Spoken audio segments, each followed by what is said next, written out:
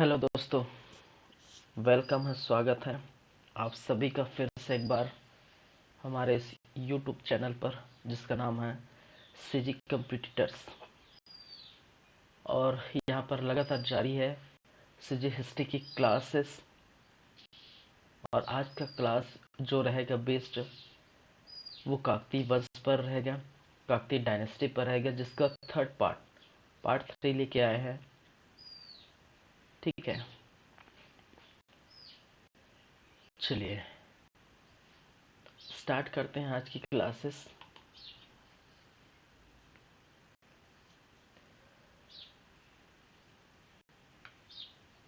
पिछले 2 क्लास हमने कुछ शासकों के बारे में जानकारी देखी है। ठीक है, जहाँ पर अन्नन देव, पुरुषोत्तम देव, प्रताप राजदेव, दिक्पाल देव, राजपाल देव, चंदेल मामा,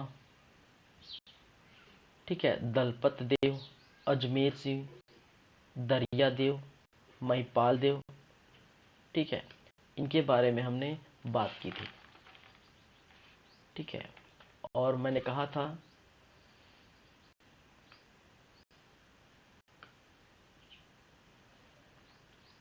अजमेर की सिंह के समय हलवा विद्रोह आपको देखने को मिला था। हलवा विद्रोह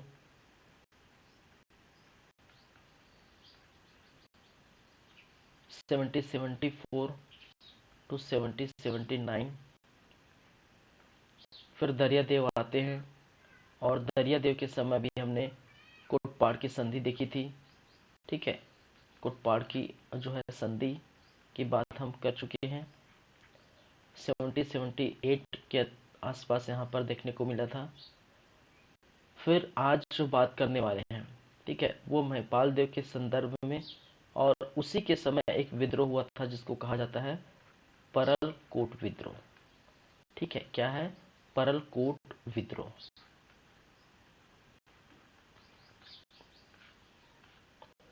चलिए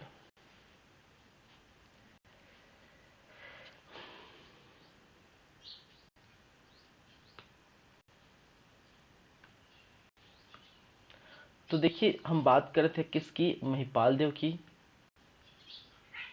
महिपाल देव की।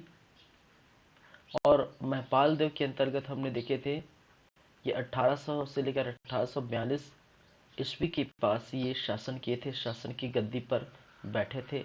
इतने समय तक इनका टाइम लाइन रहा था। और मैंने कहा था कि महिपाल देव जो है दरिया देव के पुत्र थे। ठीक है, दरिया देव के पुत्र थे। और महिपाल देव यहाँ का सबसे महान योद्धा, महान प्रतापी शासक हुआ करता था, जिन्होंने मराठों को लुटेरों की संज्ञा दी थी।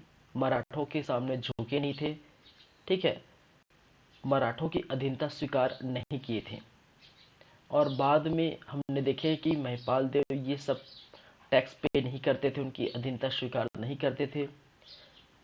ठीक है, तो रतनपुर के जो ब्योमको जी हैं, ठीक है, और वहाँ के जो सेनापति है रामचंद्र बाग, वो सेनापति मराठों के जो सेनापति है, उन्होंने महिपाल देव पर, काकतीय वंश के शासक महिपाल देव बस्तर पर इन्होंने क्या कर दिया? मराठा जो सेनापति रामचंद्र बाग है, उन्होंने हमला कर दिया। और हमला करने के बाद टैक्स के रूप में वहीं के धमतरी के पास जो है सिहावा परगना, इस सिहावा परगना को टैक्स के रूप में मांग लिया गया। और जाहिर सी बात है, हम जानते हैं कि महिपाल देव जो है टैक्स के रूप में इसी जो सिहावा परगनों को दान कर देते हैं, भेंट कर देते हैं, क्योंकि उनके पास कोई चारा नहीं था। ठीक है, तो टकोली के रूप में, टैक्स के रूप में उनको ये जगह परगना देना पड़ा, जो धमतरी के निकट आपको देखने को मिला था। ठीक है, तो ये बातें पिछले क्लास में देख चुके हैं, पिछले क्लास में हो चुका है। और इन्हीं के समय, मैंने कहा था इन्हीं के समय एक विद्रोह होता है जिसको कहा जाता है परलकोट विद्रोह, और उसकी चर्चा आज करेंगे। ठीक है, क्या है?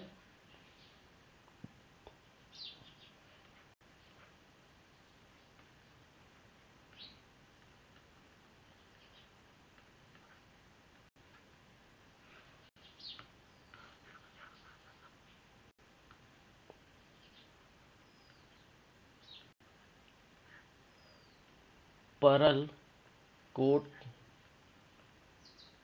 विद्रोह।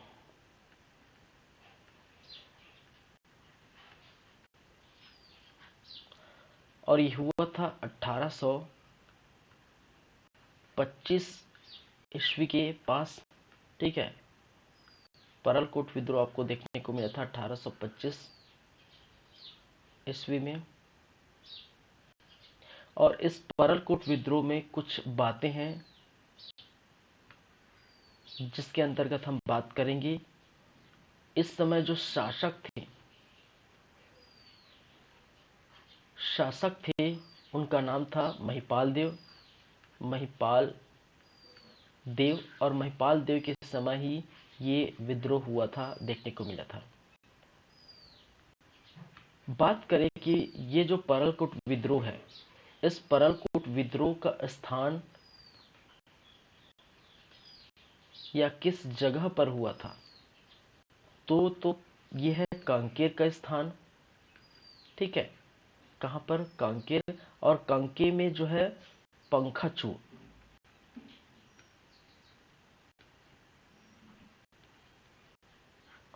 ठीक है, पंखाचूर नामक जो है गांव के निकट ये आपको विद्रोह देखने को मिला था, जो कि कोटरी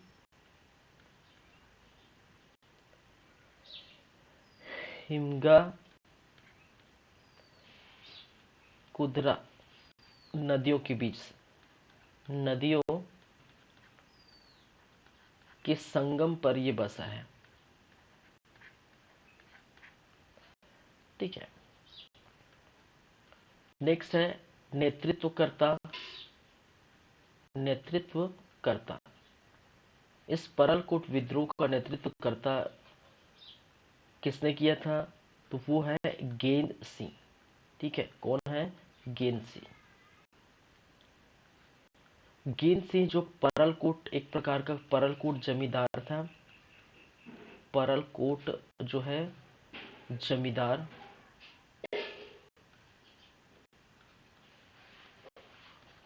कौन है? गेंद सिंह। और इन्होंने ही क्या किया था? इस विद्रोह का नेतृत्वकर्ता किया था। चलिए, विद्रोह के कारण क्या क्या है? विद्रोह के कारण, ठीक है, क्या कारण है भाई साहब? विद्रोह के कारण एक तो बाहरी लोगों को जो है इस बस्तर पर बाहरी लोगों की उपस्थिति एक प्रकार का कारण है। बाहरी लोग कहने का मतलब है ब्रिटिश है, मराठे हैं। ठीक है, तो बाहरी लोगों की उपस्थिति,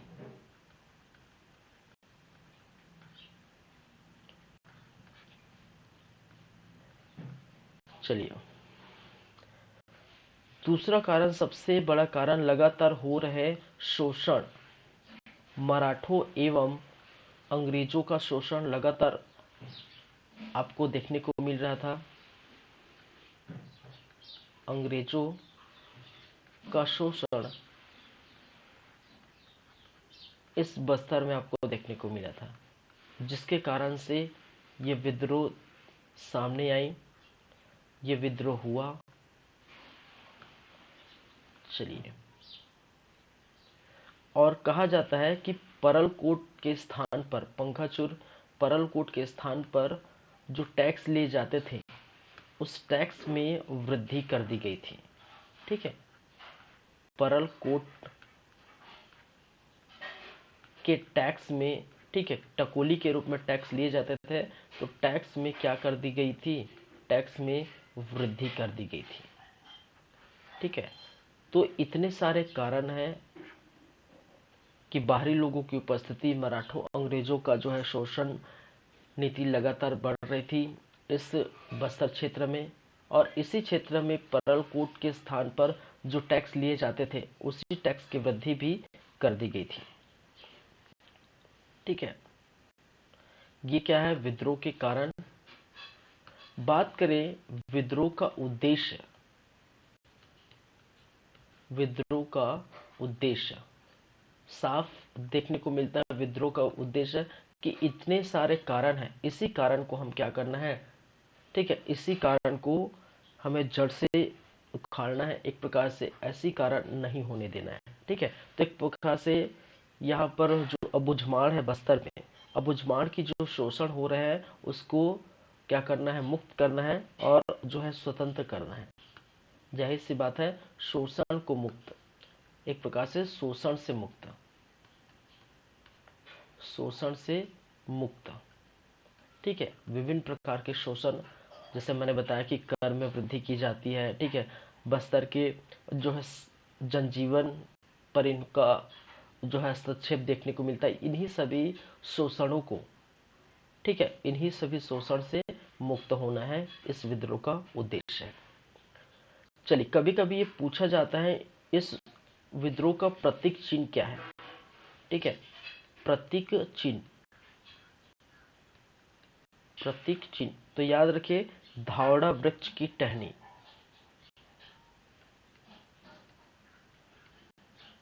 धावड़ा वृक्ष की टहनी,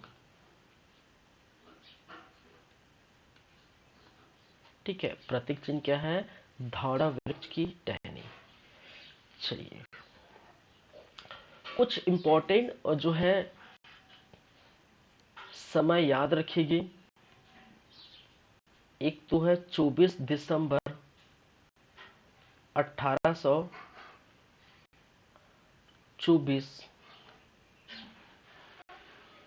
यहीं पर आपको देखने को मिला गेन सिंह, ठीक है, नेतृत्वकर्ता गेन सिंह एवं आदिवासियों क्या हो जाते हैं, मिल जाते हैं, एकत्रित हो जाते हैं और यहीं से क्या होता है,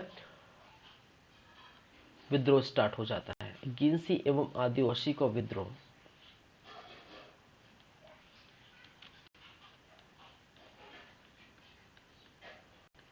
एकत्रित हो गए और एकत्रित होने के बाद वे विद्रोह स्टार्ट कर देते हैं। फिर समय आता है 4 जनवरी 1825, 4 जनवरी 1825, ठीक है। एक क्रांतिकारी है, क्रांतिकारी, और उस क्रांतिकारी का नाम है चांदा। क्या है, चांदा। इस चांदा और जो अबुझमाड़ है, बस्तर के अबुझमाड़िया, ठीक है, ये चांदा और बस्तर के जो अबुझमाड़ है, दोनों ने मिलकर मराठों और अंग्रेजों पर हमला बोल दिया, मराठों एवं अंग्रेजों पर आक्रमण कर दिया, ठीक है। अंग्रेजों पर क्या कर दिए, आक्रमण।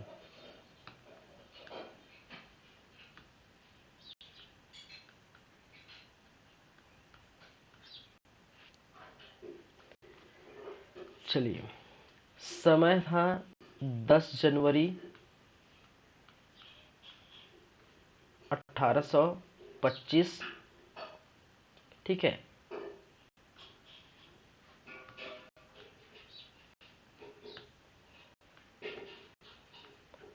10 जनवरी 1825, यहाँ पर एक व्यक्ति, अंग्रेज अधिकारी, जिसका नाम है कैप्टन पैबे, ठीक है,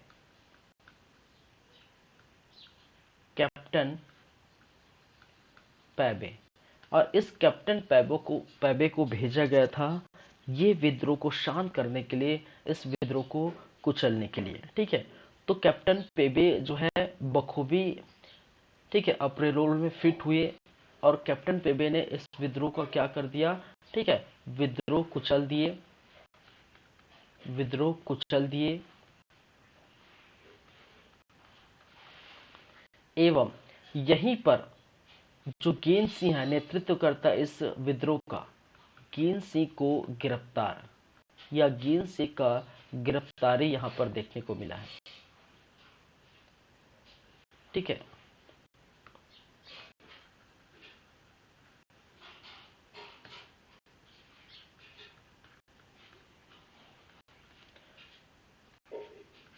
सिंह का गिरफ्तारी यहाँ पर हो गया। और समय फिर 10 दिन बाद आपको देखने को मिला 10 जनवरी 1925, ठीक है, सॉरी 1825, जो बहुत महत्वपूर्ण है। 10 जनवरी 1825, और 10 जनवरी 1825 इसी समय इस महान योद्धा, इस महान क्रांतिकारी, इस महान जमींदार, इस महान विद्रोही गेन सिंह को फांसी दी गई। क्या की फांसी दी गई। और जो कई बार आपकी CGPSC और CG व्यापम में ये क्वेश्चन पूछे गए, ठीक है, कि गेन सिंह को फांसी कब दी गई। तो गेन सिंह को फांसी दी गई 20 जनवरी 1825, ठीक है। तो देखिए, जो भी परलकोट के विद्रोह में इम्पोर्टेंट है वो बहुत है। यहाँ पर देखिए शासक कौन है, तो ये इम्पोर्टेंट ही है, ठीक है, कि उस समय शासक कौन है। पहली बात है उस समय नेतृत्वकर्ता कौन है, ठीक है, ये इम्पोर्टेंट है। इम्पोर्टेंट है इसका प्रतीक चिन्ह क्या है, ये कई बार पूछा जाता है, ठीक है। यहाँ से इम्पोर्टेंट है कि ये उनके जो है दमनकर्ता, ठीक है, यहाँ पर लिख सकते हैं दमनकर्ता, तो ये पैबे साहब है।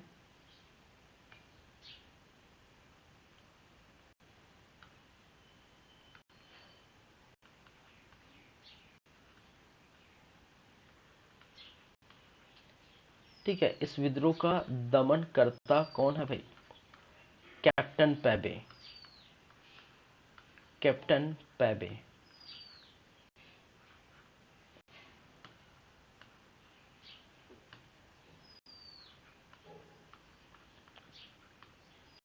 ठीक है, तो ये भी क्या है, इंपॉर्टेंट है।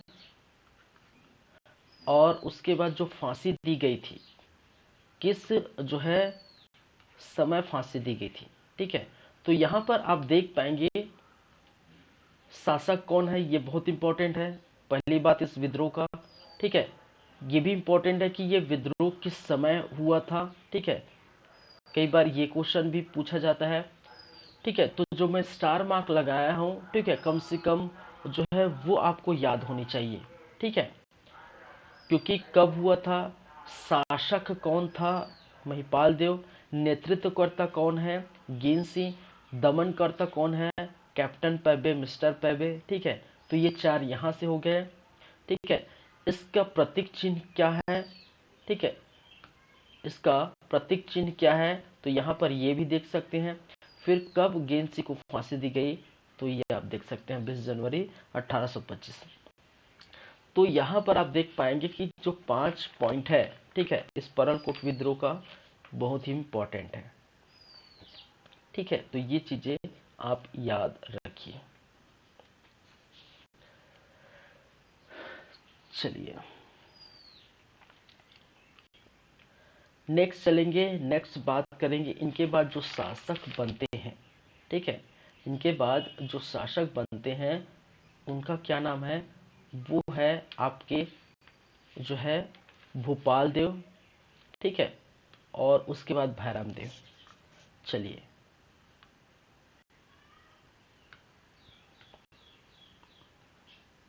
नेक्स्ट शासक की बात करेंगे,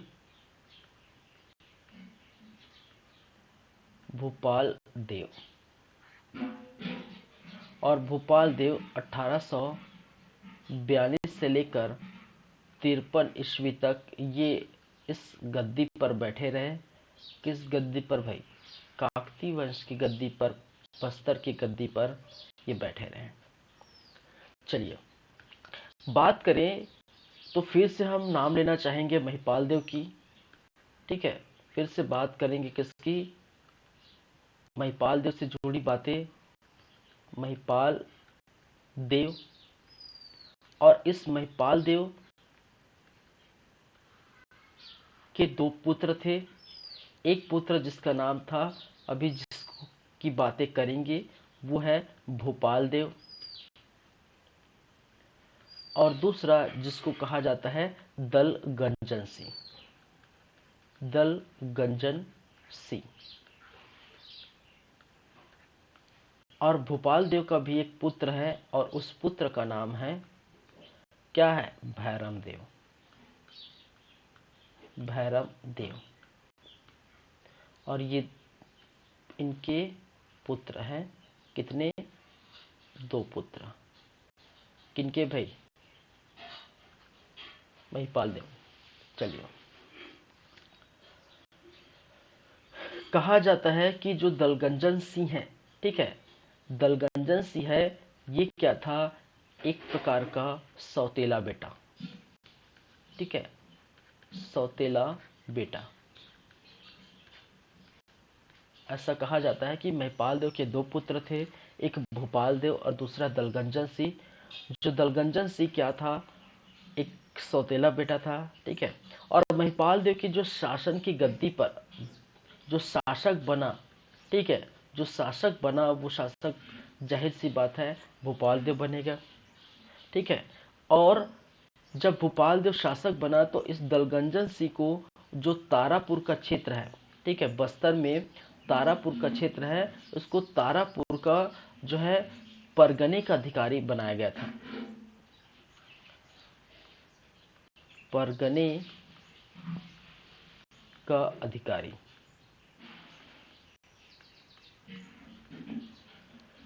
चलिए,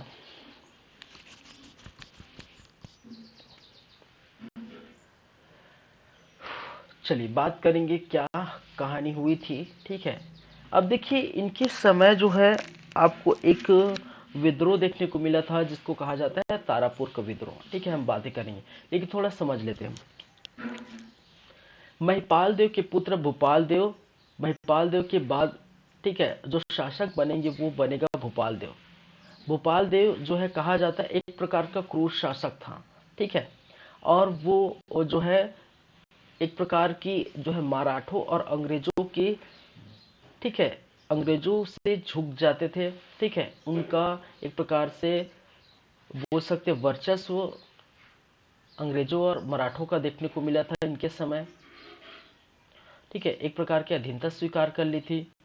तो जैसा जैसा मराठे कहे जाते थे, ठीक है, वैसी वैसी जो भूपाल देव करते थे।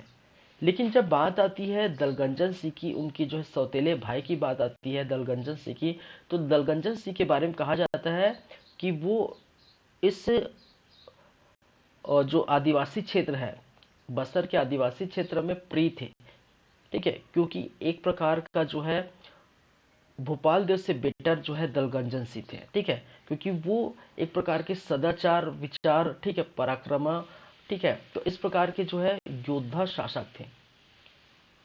भोपाल देव को ज्यादातर जो आदिवासी पसंद नहीं करते थे, लेकिन दलगंजन सिंह के प्रति, ठीक है, बहुत जो विश्वास भरा था आदिवासी पर, ठीक है। और इसी समय होता क्या है कि भोपाल देव जो है मराठों के कहने पर, अंग्रेजों और मराठों के कहने पर क्या कर देते हैं, तारापुर में जो है कर वृद्धि कर देते हैं, टैक्स में वृद्धि कर दिया जाता है, ठीक है, जो किसका क्षेत्र है, जो दलगंजन सिंह का क्षेत्र है। और जाहिर सी बात है जब दलगंजन सिंह इस बात को पता चलेगा, क्योंकि वो चाहते हैं कि आदिवासी के जो लोग हैं, यहाँ के जो आदिवासी लोग हैं, ठीक है, उनको किसी भी प्रकार की परेशानी न आए। तो जाहिर सी बात है यहाँ का अधिकारी है, तो यहाँ का अधिकारी है तो इनका कर्तव्य बनता है कि ऐसी जो है परिस्थिति में वो आदिवासी का साथ दे। तो जाहिर सी बात है कर में जब वृद्धि हुई तो दलगंजन सिंह आदिवासी का साथ दिए, ठीक है, और इनका खामियाजा इनको भुगतना पड़ा, ठीक है। और इनका जो है तारापुर का एक दीवान था, हम बात करेंगे, ये हम कहानी बता रहे हैं, ठीक है, हम बात करेंगे तारापुर का एक दीवान था, ठीक है, जिसको कहा जाता है जगबंधु, ठीक है, दीवान जगबंधु, ठीक है। और इन्होंने ही, ठीक है, बहुत शोषण किए थे ये दीवान, इस जो है कहाँ पर, इस बस्तर के क्षेत्र में। जब पता चलता है, ठीक है, तो बाद में इनको तो क्या बोला जाता है, इनको गिरफ्तार तो किया जाता है, लेकिन भोपाल देव के कहने पर रिहा कर देते हैं, ठीक है। तो ये बात आती है। तो बाद में ये भी होता है कि दलगंजन सिंह को भी क्या किया जाता है, रिहा कर दिया जाता है। इस तारापुर परगने का अधिकारी तो दलगंजन सिंह है, अपने भाई भूपाल देव के कहने पर इनको भी गिरफ्तार किया जाता है। जब ये बात पता चलती है अंग्रेजों को, तो अंग्रेज फिर से ये दलगंजन सिंह को क्या करते हैं, रिहा कर देते हैं। ठीक है, जो दिन बंधु है दीवान, उनको पद से हटा दिया जाता है, और जो बढ़े हुए कर थे, टैक्स थे, उनको क्या कर देते हैं, फिर कम कर देते हैं, जो भी जितना टैक्स था उतना ही लेंगे। तो इस प्रकार की कहानी आप देखेंगे। ठीक है, तो ये भोपाल देव दलगंजन सिंह के बारे में। चलिए, और इतनी कहानी किसकी है, ये है तारापुर विद्रोह की। चलिए एक एक करके हम बात करेंगे।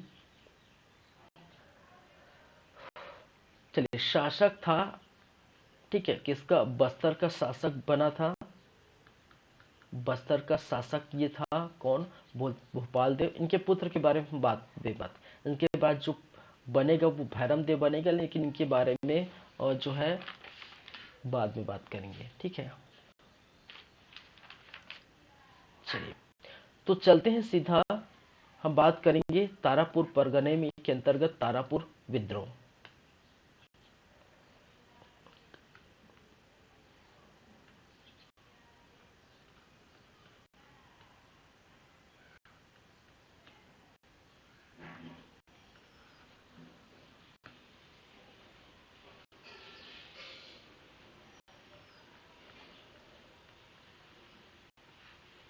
तारापुर विद्रोह,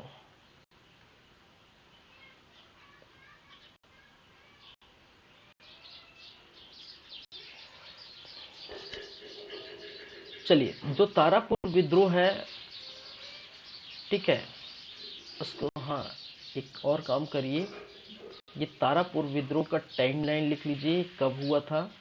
तो ये हुआ था आपका 1842 से 54 की बात।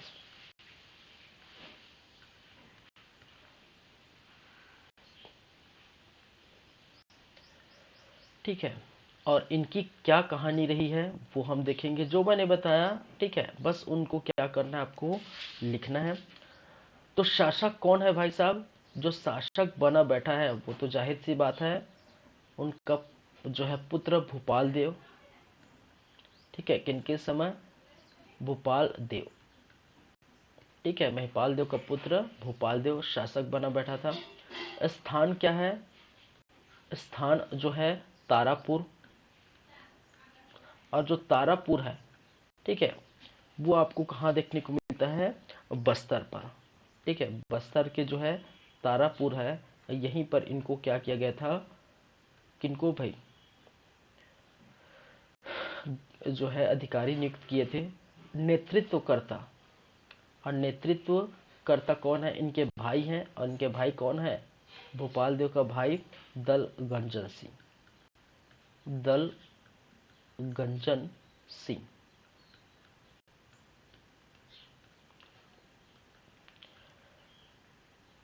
इन विद्रोह के कारण कौन है, ठीक है, तो अंग्रेजी है भाई साहब, और कौन रहेगा, अंग्रेजों का क्या है, शोषण नीति।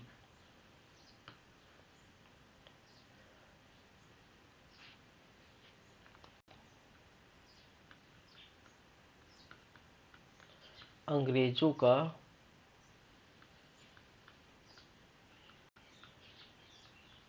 शोषण नीति।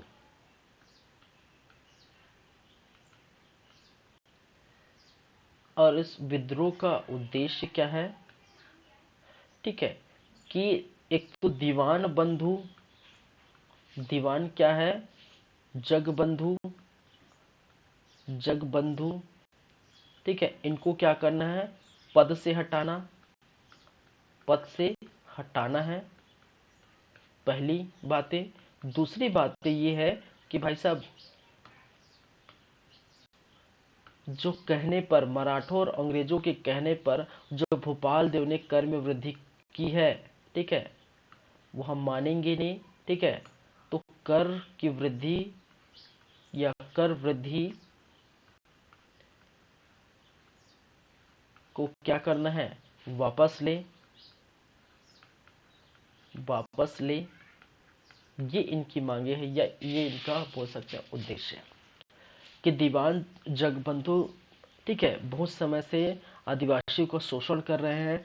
इसी कारण से ऐसे व्यक्तियों को पद से हटाया जाए और जो तारापुर में जो कर वृद्धि की गई है, इसी कर वृद्धि को वापस लिया जाए। ठीक है, ये इनका क्या था, उद्देश्य था।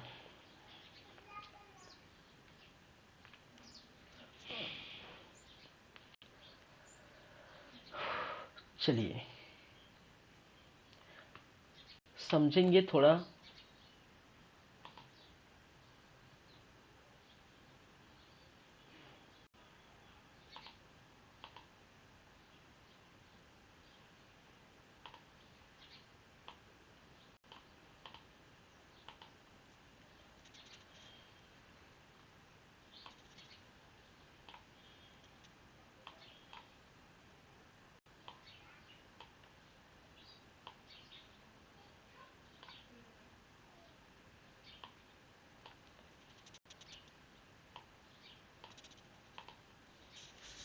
चलिए यहाँ पर आप देख पा रहे हैं, क्या देख पा रहे हैं भाई? ठीक है, इंडिया का मैप देख पा रहे हैं। ठीक है, तो यहीं पर है आपका बस्तर। ठीक है,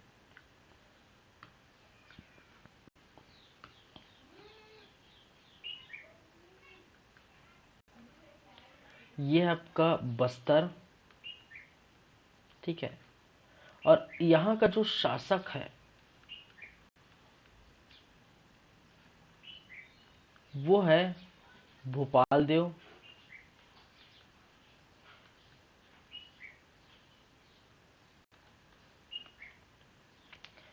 इसी बस्तर में आपको तारापुर परगना देखने को मिलेगा। तारापुर परगना, और इस परगने का जो है अधिकारी है वो इनका भाई दलगंजन सिंह है। ठीक है, कौन है अधिकारी, कौन है भाई? दलगंजन सिंह।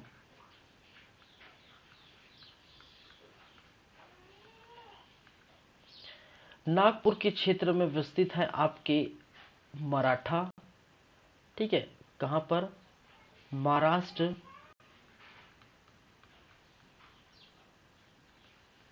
नागपुर। यहां पर मराठों का वर्चस्व आपको देखने को मिला था।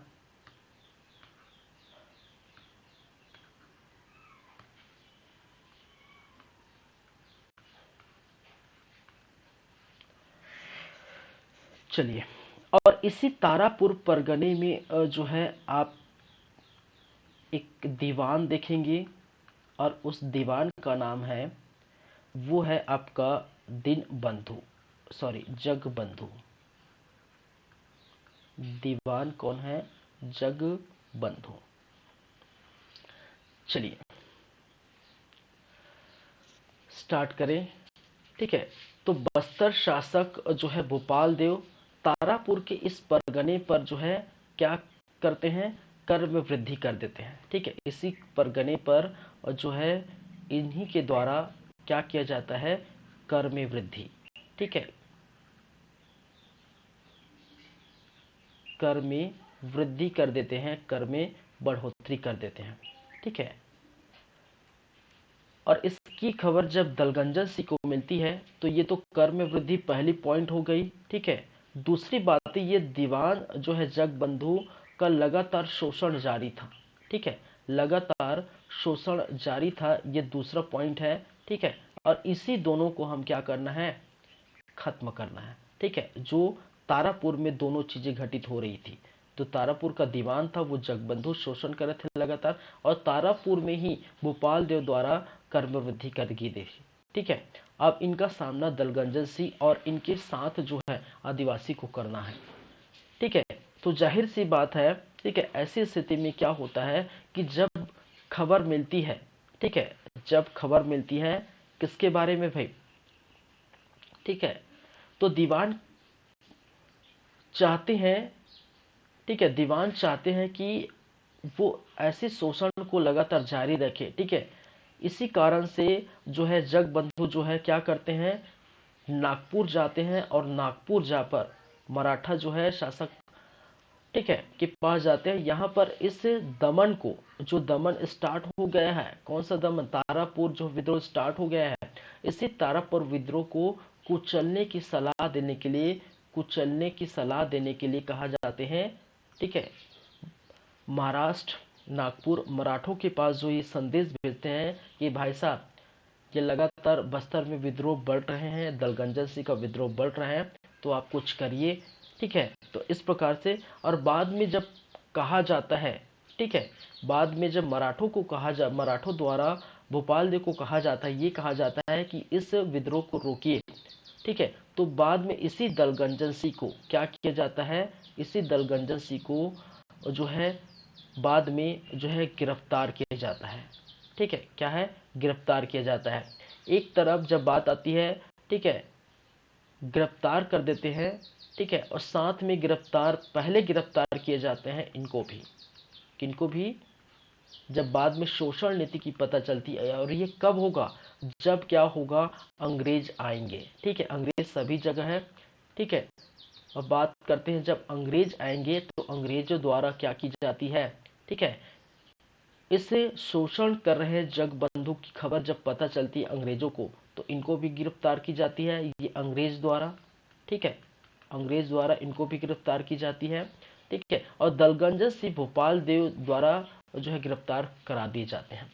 और ये जब बात अंग्रेजों को पता चलती है कि इस विद्रोह में ऐसी घटनाएं घटित हो रही है, और जो जगबंधु है, ठीक है, उनका, ठीक है, उनका रोल, कहने का मतलब जो है जगबंधु है, जगबंधु यहाँ पर शोषण अधिक करते थे, ठीक है। तो यहाँ पर जो है नाम है मेजर विलियंसन, ठीक है, विलियंस, ठीक है, इनके द्वारा जो है जब इनको पता चलता है अंग्रेज को, तब ये क्या करते हैं, ठीक है। तो पहली जो परिणाम आपको देखने को मिलता है, परिणाम, तो कर को हटा देते हैं, पहली बात तो कर को वापस ले लिया जाता है, ठीक है, कर को वापस ली जाती है।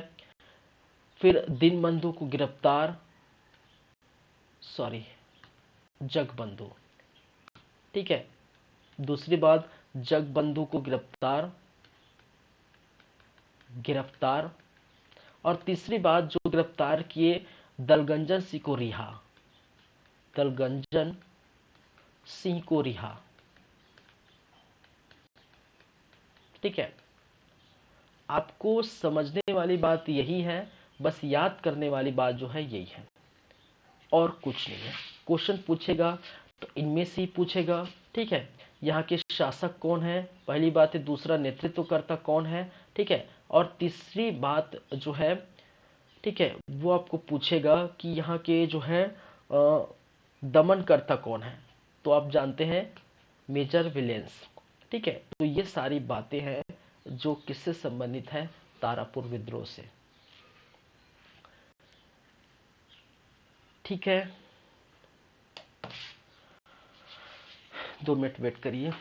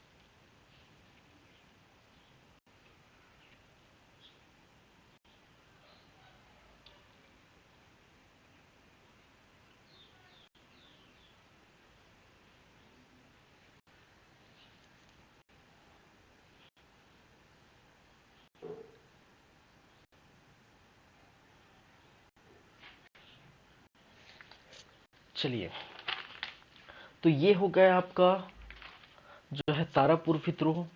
इसके बाद जो है देखिए, इसी समय इनके ही समय आपको एक विद्रोह और देखने को मिलती है।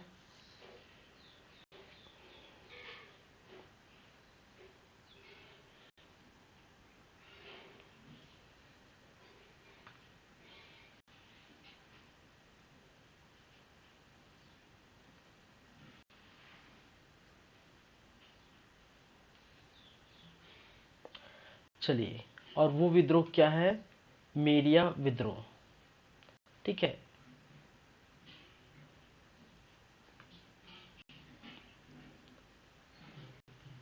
वो है मेरिया विद्रोह। और जो मेरिया विद्रोह है वो हुआ था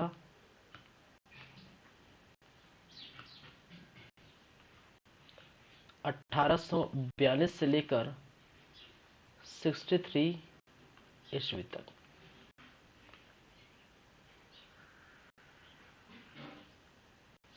ठीक है, तो इनके समय दो विद्रोह हुए थे, एक तारापुर का विद्रोह और दूसरा जो है मेरिया विद्रोह। ठीक है,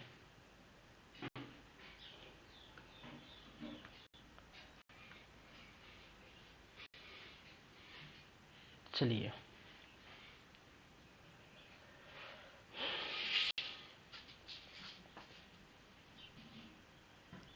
क्या क्या बातें हैं। तो इस समय शासक कौन है भाई साहब? तो शासक है भोपाल देव। ठीक है, शासन कौन है? शासन कौन कर रहा था?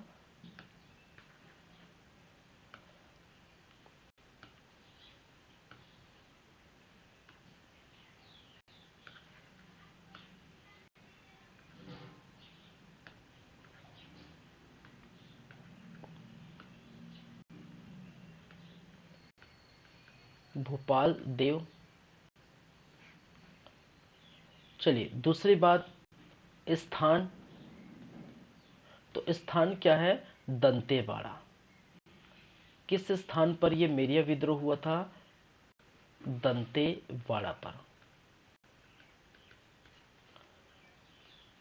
नेक्स्ट, नेतृत्वकर्ता। इस विद्रोह का नेतृत्वकर्ता कौन है? इस विद्रोह का नेतृत्वकर्ता और जो है हिंडमा माझी। ठीक है, हिंडमा माझी। और इस विद्रोह का कारण क्या है? इस विद्रोह का कारण है कि नरबलि की प्रथा। ठीक है, नरबलि प्रथा एक प्रकार की क्या है? इस विद्रोह के कारण है, नरबलि प्रथा। ठीक है, देखिए मेरिया विद्रोह में आपको देखने को मिलेगा। ठीक है, भोपाल देव यहाँ के शासक, दंतेवाड़ा पे हुआ था, नेतृत्व करे हिजड़ा माझी था। ठीक है, और कारण नरबलि जैसे प्रथा को रोकना था। ठीक है, सॉरी, जो है नरबलि प्रथा कारण था और उद्देश्य क्या था? इसी नरबलि को रोकना था। जाहिर सी बात है।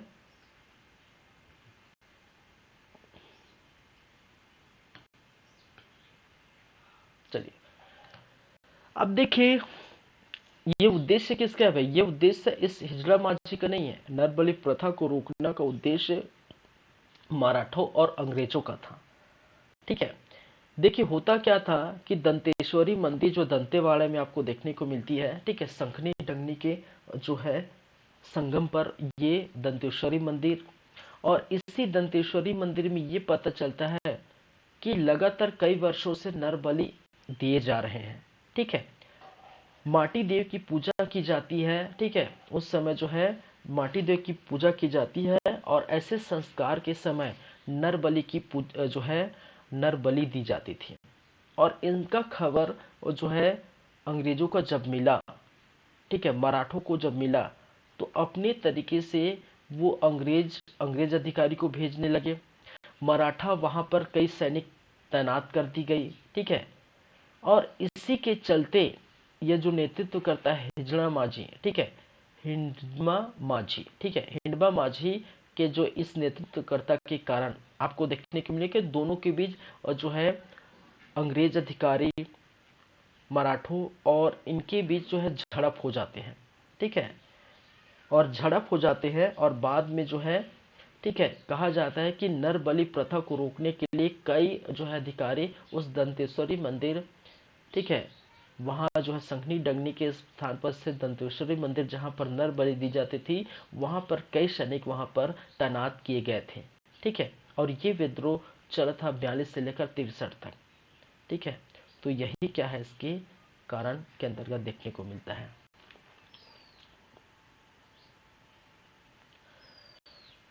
ओ गॉड,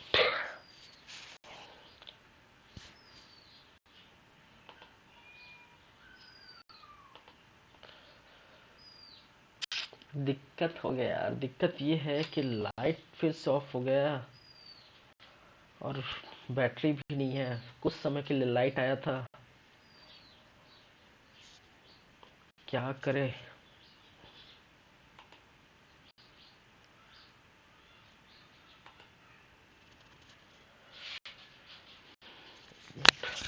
दो मिनट वेट करिए।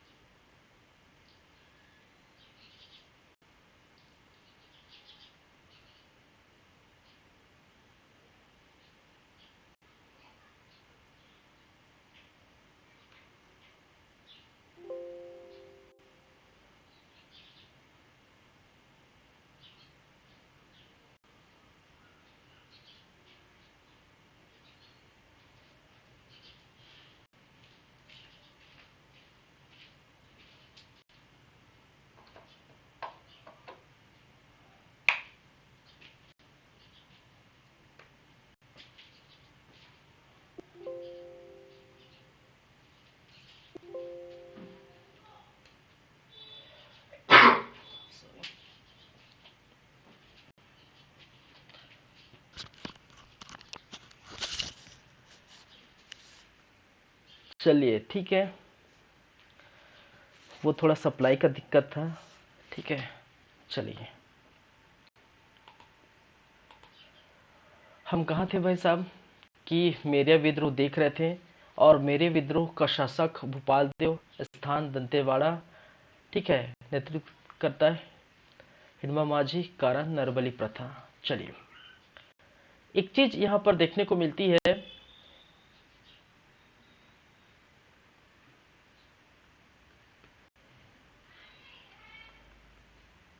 Jenkins,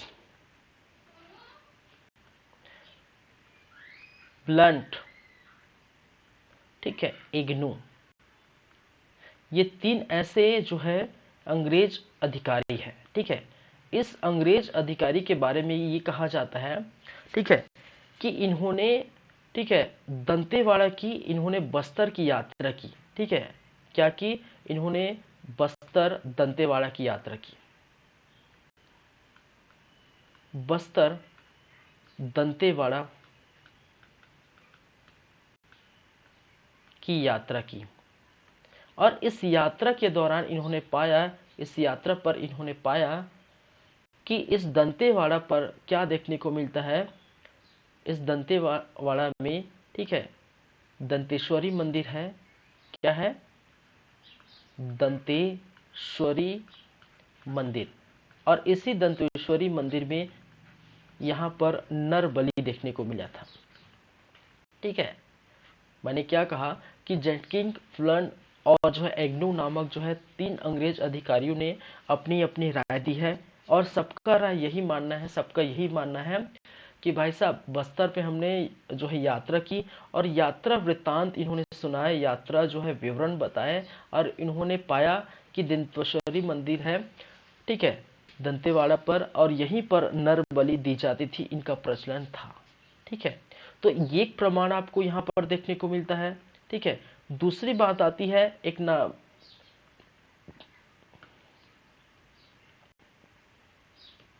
Macpherson.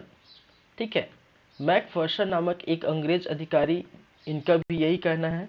ठीक है, इनका क्या कहना है कि ये क्या है, और जो है, अब देखिए जैसे ही इन्होंने अपनी राय दी, अपनी बातें कही, जेनकिंग, ब्लड और एग्नू ने, ठीक है, तो कहा जाता है कि मैकफर्सन को एक जांच अधिकारी के रूप में भेजा गया था। ठीक है, ये क्या है? नर बलि की जांच अधिकारी। ठीक है, नर बलि प्रथा, नर बलि प्रथा की जांच अधिकारी,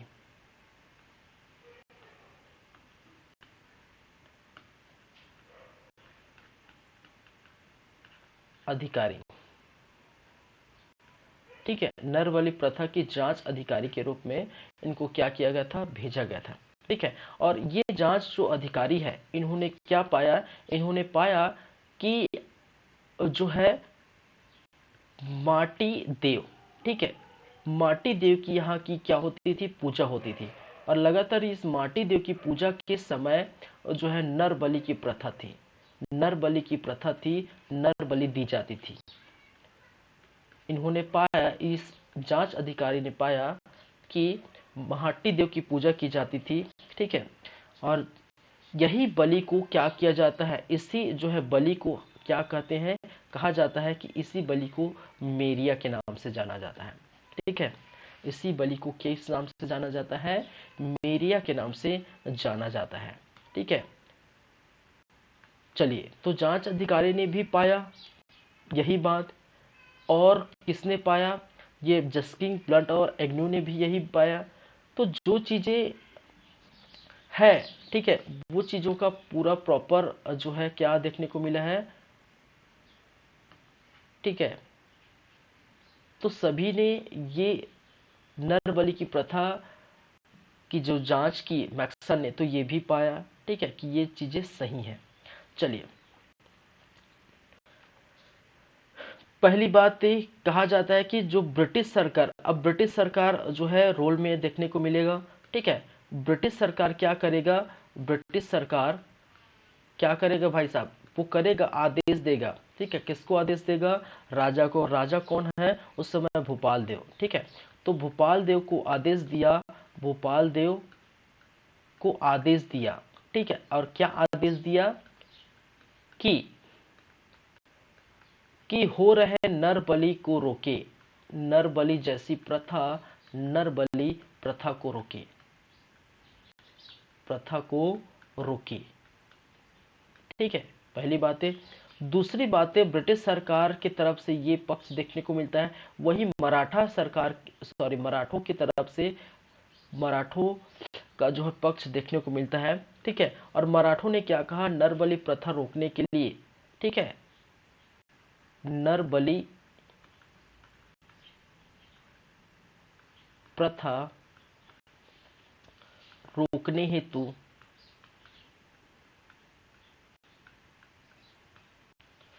लगभग जो है कहा जाता है कि 22 वर्षों तक के लिए, ठीक है, लगभग 22 वर्षों तक, 22 वर्षों तक सैनिक तैनात किए गए थे, सैनिक तैनात की गई थी,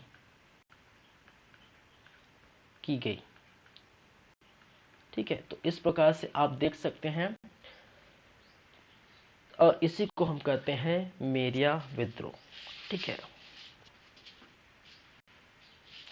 और मैंने कहा कि यहीं पर जो है इन्हीं सभी के कारण ही जो हिंडमा माझी है, हिंडमा माझी, ठीक है, और हिंडमा माझी जो है क्या कर देते हैं, विरोध जताते हैं, विद्रोह कर देते हैं, ठीक है, क्या कर देते हैं, विरोध जताते हैं, विद्रोह कर देते हैं इन्हीं दोनों की, ठीक है। तो भोपाल देव के आदेश पर नरबलि प्रथा को रोकने के लिए भी जो है सरकारें यहाँ पर रेगुलेटरी भोपाल देव द्वारा की गई, वहीं पर मराठों द्वारा जो है 20 वर्षों तक वहां के सैनिक तैनात की गई थी, ठीक है। चलिए,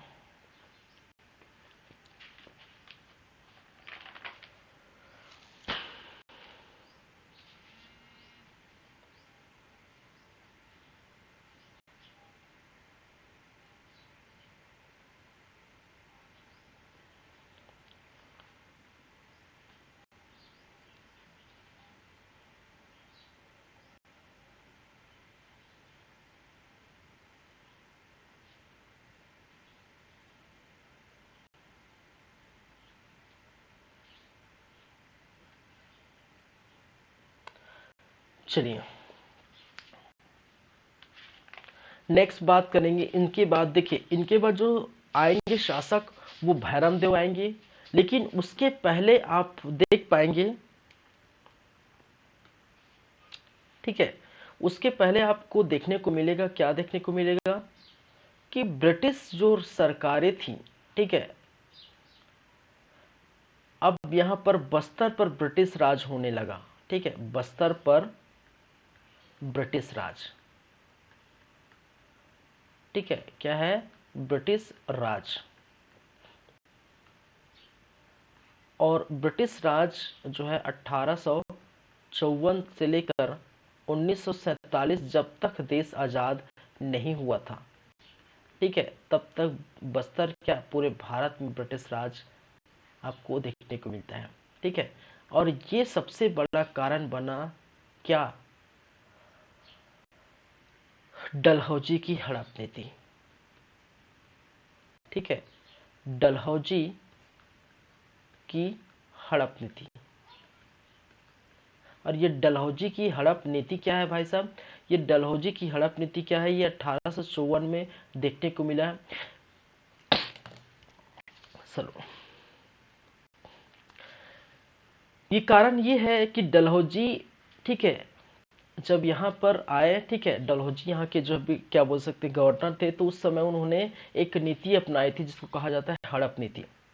इस नीति के तहत ये कहा जाता है जिन राजा रानी की या जिनके जो है डायरेक्टली पुत्र नहीं है, गोद लिए वाला पुत्र नहीं, ठीक है, खुद के पुत्र जिनके नहीं हैं, ठीक है, तो ऐसे जो है राज्य, ठीक है, ऐसे राज्य को हड़प लिया जाए, ऐसे राज्य को ब्रिटिश के कब्जे में ले लिया जाए, ठीक है। तो यही क्या कहलाता है, डलहौजी की हड़प नीति, ठीक है। तो जिन राजा के पुत्र नहीं है, जिन राजा के वारिस नहीं है, संतान नहीं है, या जिन राजा के उत्तराधिकारी नहीं है, ऐसे राज्य को ब्रिटिश सरकार क्या कर लेगी, अपने पक्ष में या अपने पास रख लेगी, या उनका राज वहां पर चलेगा।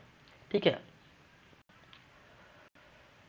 तो वहीं पर आपको देखने को मिलता है विभिन्न प्रकार के स्थानों पर। आप देखें भारत के इतिहास में पढ़ेंगे जहां पर झांसी वगैरह है, ठीक है, आपके महाराष्ट्र का क्षेत्र है, ठीक है, उत्तर जो है का क्षेत्र है, जितने भी लगभग क्षेत्र है, ठीक है, वहां पर डलहौजी ने हड़प नीति अपनाई थी, हड़प नीति अपनाई थी, ठीक है, और डायरेक्टली क्या किया था, ठीक है, उनको पूरी तरह से अपने कब्जे में ले लिया था। चलिए, अब यहां पर देखने को ये मिलता है कि देखिए, एक आप नाम सुनेंगे रघुजी तृतीय। क्या है? रघुजी तृतीय।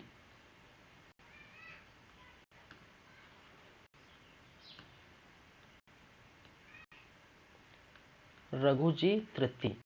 और रघुजी तृतीय क्या थे? निसंतान थे भाई साहब, निसंतान थे, उनका कोई वारिस नहीं है, कोई उत्तराधिकारी नहीं है। अब निसंतान है, उनका कोई वारिस नहीं है, उनका कोई उत्तराधिकारी नहीं है, तो जाहिर सी बात है ये डलहौजी की हड़प नीति यहाँ पर काम आएगी। ठीक है, निसंतान है, इनके कारण से ये क्या करते हैं, जो नागपुर का क्षेत्र है, ठीक है, इनके संदर्भ में जो नागपुर का क्षेत्र है, और वही नागपुर का क्षेत्र इसी डलहौजी की हड़प नीति द्वारा हड़प ली गई साम्राज्य में मिला दी गया। ठीक है, अब देखिए, क्योंकि ये नागपुर का क्षेत्र आप जानते हैं, ठीक है, पहले इसी के अंतर्गत आता है, जो छत्तीसगढ़ है आप पढ़े हैं, ठीक है, नागपुर का जो क्षेत्र है, ठीक है, वो छत्तीसगढ़ का क्षेत्र है, नागपुर के अंतर्गत ही आपको देखने को मिलता है, नागपुर के अंतर्गत आता है। ठीक है, और मराठों का वर्चस्व जो है नागपुर और आपके जो है बस्तर क्षेत्र में देखने को मिला था। तो एक तरह से इनडायरेक्टली, एक तरह से जब नागपुर का क्षेत्र डलहौजी की हड़प नीति में जो शामिल हो गया, ठीक है, डलहौजी ने इनको कब्जे में कर लिया, तो एक तरह से इनडायरेक्टली जो है छत्तीसगढ़ का क्षेत्र जो बस जो है नागपुर के अंतर्गत आता है, ठीक है, उसी के अंतर्गत आता है। तो यहाँ पर एक तरह से इनडायरेक्टली आप देख सकते हैं, तो बस्तर का क्षेत्र भी ब्रिटिश काल में चला गया, ब्रिटिश जो है राज्य में चला गया। ठीक है, तो ब्रिटिश भी इसको कब्जे में ले लिए। ठीक है, और इन्हीं के कारणों से, इन्हीं के कारण जो है कई जो है आपको क्या देखने को मिलती है, विद्रोह देखने को मिलती है। जो सबसे पहला विद्रोह लिंगागिरी विद्रोह इसके अंतर्गत देखने को मिलता है। ठीक है, चलिए, तो इनके बाद जो शासक बनेंगे, किनके बाद शासक बनेंगे भाई साहब,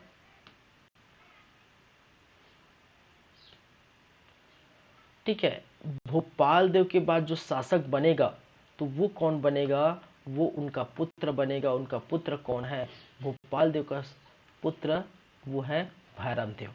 और इनका भाई कौन था? आप जानते हैं, दल गंजन सिंह। कौन है भाई? दल गंजन सिंह। ठीक है, चलिए, तो इनके क्या है, पुत्र है, और इनका भाई था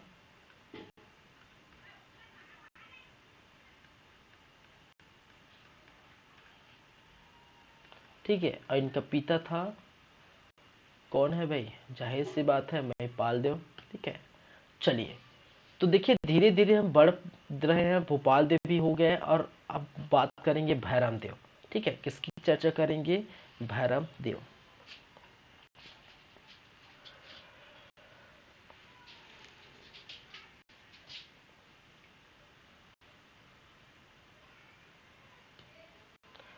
चलिए, नेक्स्ट जो शासक है वो उसका नाम है भैरम देव। क्या है?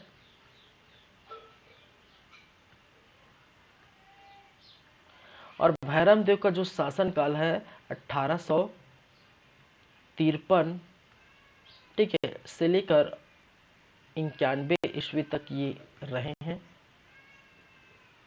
और मैंने कहा इसी के समय ब्रिटिश राज आ जाते हैं, और इसी के समय आपको क्या देखने को मिलता है, ठीक है, कहा जाता है कि ये, जाहिर सी बात है, अभी बताया भोपाल देव का पुत्र है, भोपाल देव का पुत्र, ठीक है, भोपाल देव का पुत्र, पहली बात है।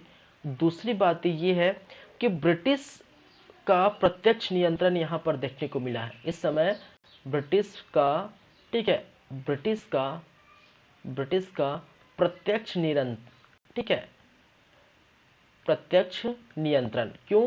क्योंकि मैंने कहा था डलहौजी की हड़प नीति स्टार्ट हो गई थी, और इसी के कारण से डलहौजी ने, ठीक है, या ब्रिटिश ने इस स्थान पर नागपुर के साथ साथ आपके जो है बस्तर के स्थान पर भी नियंत्रण स्थापित कर दिए थे। ठीक है, और भैरम देव के समय 3 विद्रोह हुए थे। कहा जाता है इनके समय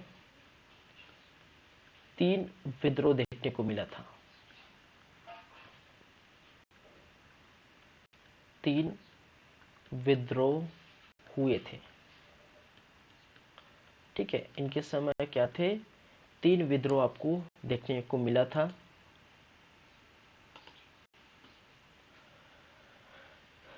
चलिए,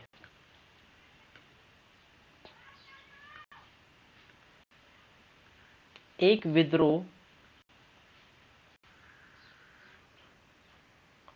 जिसको कहते हैं लिंगागिरी विद्रोह। क्या है? लिंगागिरी विद्रोह।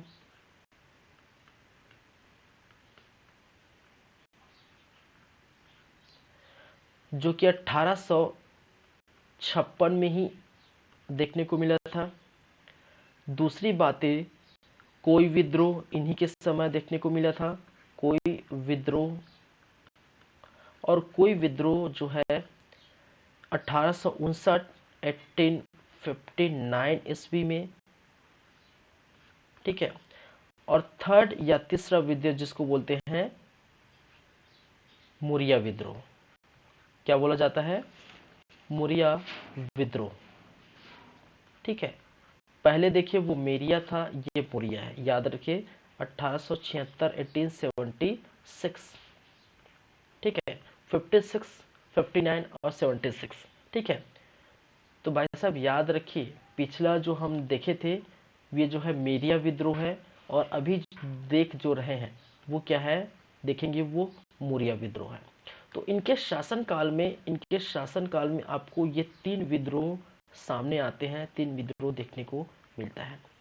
ठीक है, तो एक एक करके बातें करेंगे ये तीनों विद्रोह के बारे में। ठीक है,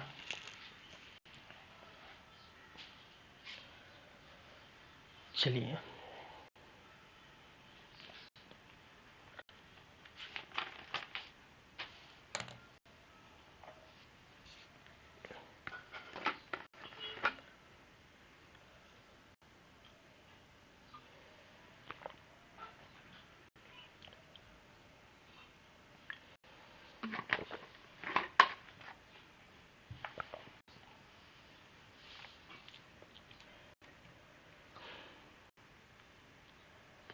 चलिए, तो सबसे पहला है आपका,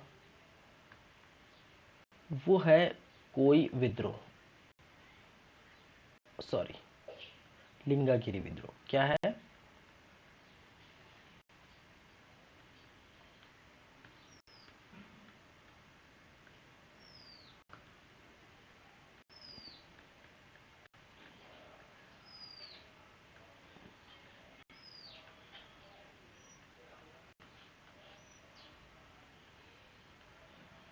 जो आपको 1856 ईस्वी में ये देखने को मिला था, लिंगागिरी विद्रोह। ठीक है, इसकी क्या क्या बातें हैं वो हम बात करेंगे इस विद्रोह की। ठीक है, तो शासक कौन रहेगा भाई साहब? क्योंकि शासक बन चुके हैं, और वो है भोपाल देव का पुत्र भैरम देव।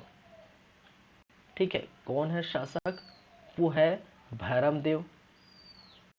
किस स्थान पर हुआ था? तो जाहिर सी बात है लिंगागिरी पर। ठीक है,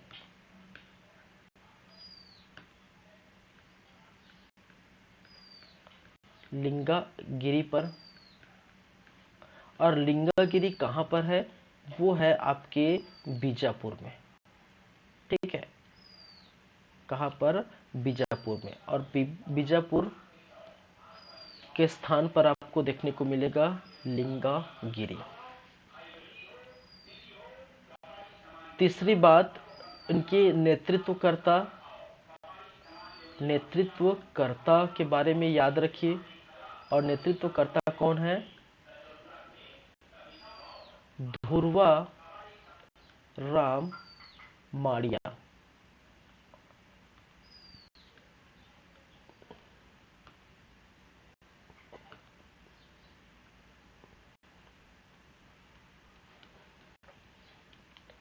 ठीक है, ध्रुवा राम माड़िया ये क्या थे? इस विद्रोह के नेतृत्व करता है। इस विद्रोह का कारण क्या है?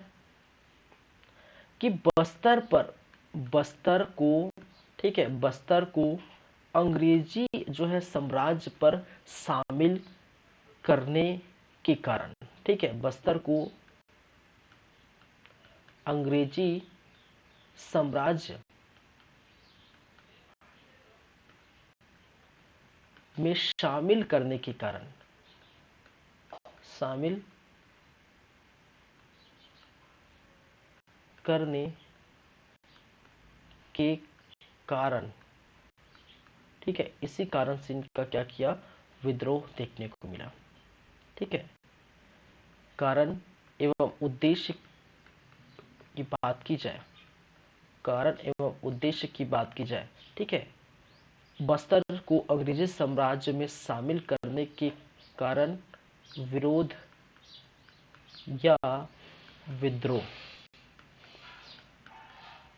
ठीक है, चलिए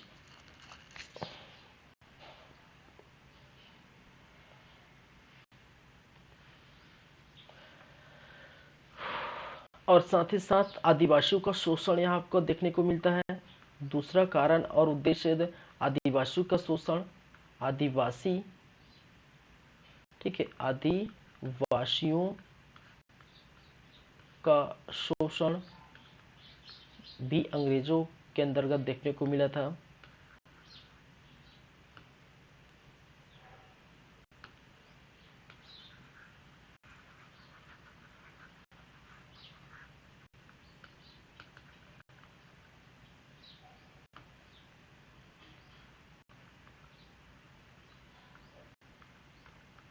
आदिवासियों का शोषण। चलिए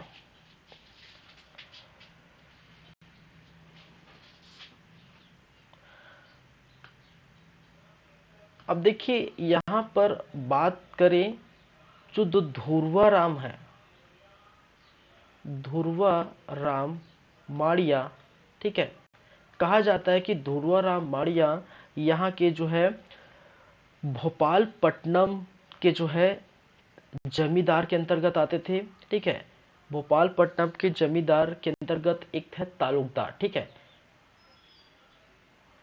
भोपालपट्टनम जो कहां पर है? बीजापुर में।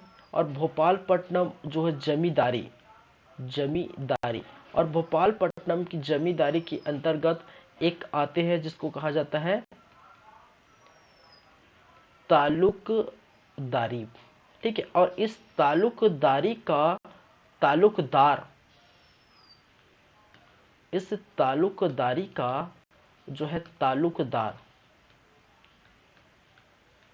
तालुकदार कौन हुआ करते थे? इसी हिजरा माझी यहाँ तालुकदारी का क्या था? तालुकदार था, जो भोपालपट्टनम जमींदारी के अंतर्गत आते थे। और भोपालपट्टनम जमींदारी कहाँ के थे? बीजापुर में। ठीक है, कहाँ के? बीजापुर के। चलिए, कहा जाता है कि अब देखिए ये जो है ध्रुवा राम माड़िया, ये ध्रुवा राम माड़िया एक जो है जनजाति से बिलोंग करते थे जिसको कहा जाता है दोरला जनजाति। ठीक है, दोरला जनजाति।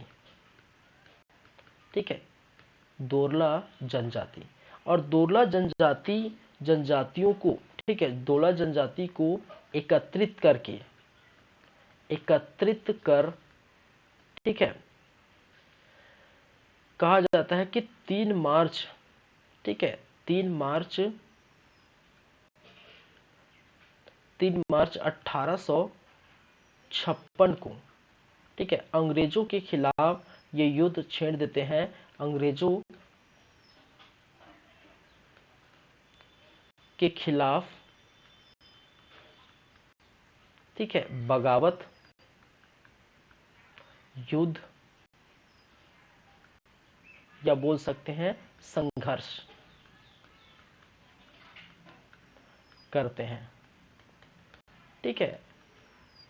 3 मार्च 1956 में अंग्रेजों, ठीक है, अंग्रेजों से युद्ध करते हैं, ठीक है, अंग्रेजों से क्या करते हैं, ठीक है, युद्ध करते हैं, संघर्ष करते हैं, इनका सामना करते हैं, जो इनको बगावत करते हैं। तो इस प्रकार से, ठीक है, तो दुर्लभ जनजाति से बिलोंग करने वाले धुरवा राम माड़िया जो भोपाल पट्टन जमींदारी के अंदर तालुकदारी आते हैं, वो इसी तालुकदारी का तालुकदार था, ठीक है, और ये दुर्लभ जनजाति से बिलोंग करते हैं।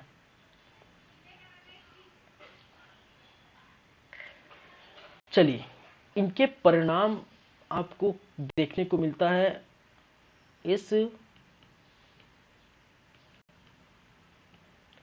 इस विद्रोह का जो परिणाम सामने आता है, तो उसका परिणाम ये है कि विद्रोह का दमन कर दिया जाता है अंग्रेजों द्वारा, जो है विद्रोह का बखूबी दमन करने को देखने को मिलता है। और वहीं पर, ठीक है, 5 मार्च 1856 इसी समय, और जो है ध्रुव राम को जो है क्या की जाती है, फांसी दी जाती है, ठीक है, ध्रुव राम माड़िया को फांसी को क्या दी जाती है, फांसी दी जाती है, फांसी की सजा सुनाई जाती है, ठीक है। और इस विद्रोह को कहा जाता है, याद रखिए, इस विद्रोह का नाम है, इस विद्रोह का कहा जाता है, ठीक है, बस्तर का महान मुक्ति संग्राम।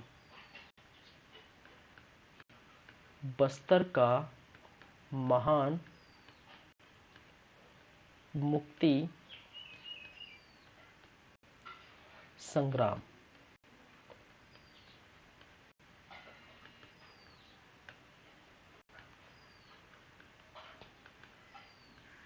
ठीक है। तो याद रखने वाली बात क्या है, याद रखने वाली बात यहाँ पर आप देखेंगे, यहाँ के जो शासक है, ठीक है, पहली बात। दूसरी बातें जो है, नेतृत्वकर्ता कौन है, ठीक है, इनका उद्देश्य भी यहाँ पर बहुत इंपॉर्टेंट है। उद्देश्य कारण क्योंकि अंग्रेजी साम्राज्य में यहाँ पर शामिल किया गया था, ठीक है। तीसरी बातें, ठीक है, कि ये जो है किस जनजाति से बिलोंग करते थे, ये भी आपको बातें हैं। ये इतना इंपॉर्टेंट नहीं कि किस इनके खिलाफ जो है, अंग्रेजों के खिलाफ कब बगावत की या कब युद्ध, ठीक है, वो इतना इंपॉर्टेंट नहीं है। इंपॉर्टेंट ये है कि किस जनजाति से ये बिलोंग करते हैं, ठीक है। इंपॉर्टेंट ये है कि जो है इनको फांसी कब दी गई और इस विद्रोह का क्या नाम है, ठीक है। तो 1 2 हो गया, और ये आपका 3 हो गया, और 4 5 और 6, ठीक है। तो लिंगागिरी विद्रोह में ये 6 ऐसे पॉइंट है जो आपको याद रखनी ही है, जहां से ये क्वेश्चंस पूछे जाते हैं, ठीक है। तो इस प्रकार से ये विद्रोह कुचल दिए गए पूरी तरह से अंग्रेजों द्वारा, ठीक है। चलिए,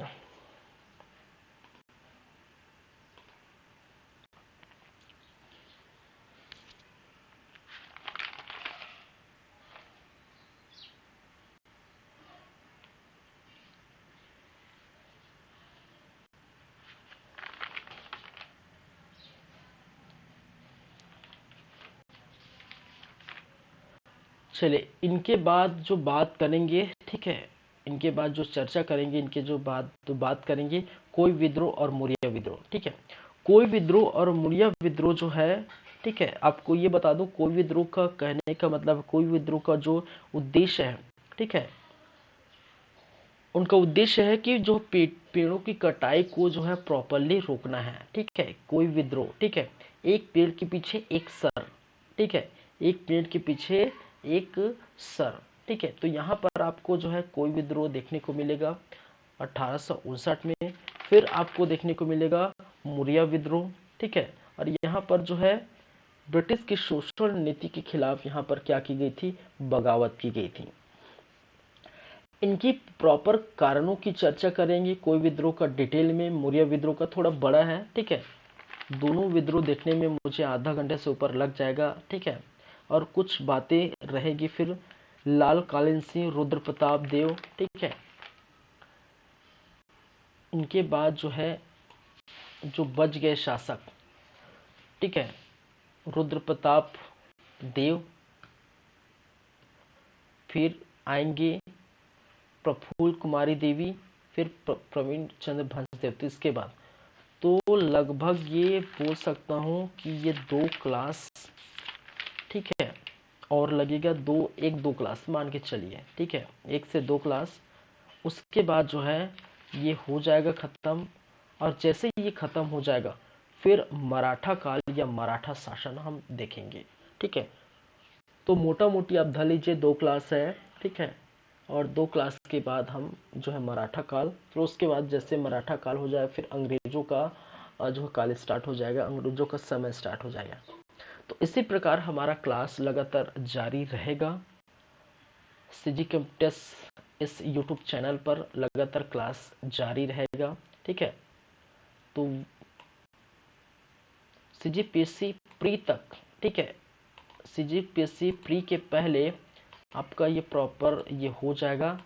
ठीक है, बहुत सारे सब्जेक्ट आपको देखने को मिलेगा। सीजी हिस्ट्री के बाद आप इंडियन हिस्ट्री भी मैं साथ में लेके आऊँगा। जैसे सीजी हिस्ट्री ख़त्म होता है फिर इंडियन हिस्ट्री, फिर जो इंडियन हिस्ट्री ख़त्म होगा उसके बाद फिर सीजी जियोग्राफी, और सीजी जियोग्राफी ख़त्म होगा फिर उसके बाद इंडियन जियोग्राफी। तो इस प्रकार से हिस्ट्री का पार्ट, जियोग्राफी का पार्ट, और एक तरफ तो बायोलॉजी, फिजिक्स है, केमिस्ट्री है। ठीक है, आपका इकोलॉजी है, आपका इन्वायरमेंट है, आपका टेक्नोलॉजी है। तो साइंस वाला पूरा पार्ट एक तरफ चलते रहेगा, एक तरफ जो नॉर्मल जो है जीएस वाला पार्ट। ठीक है, जियोग्राफी, हिस्ट्री, ऐसे पार्ट जो है सीजी का और जो इंडियन का, दोनों का जियोग्राफी, दोनों का हिस्ट्री। ठीक है, तो इस प्रकार से आपका सीजीपीएससी प्री के पहले ये हो जाएगा।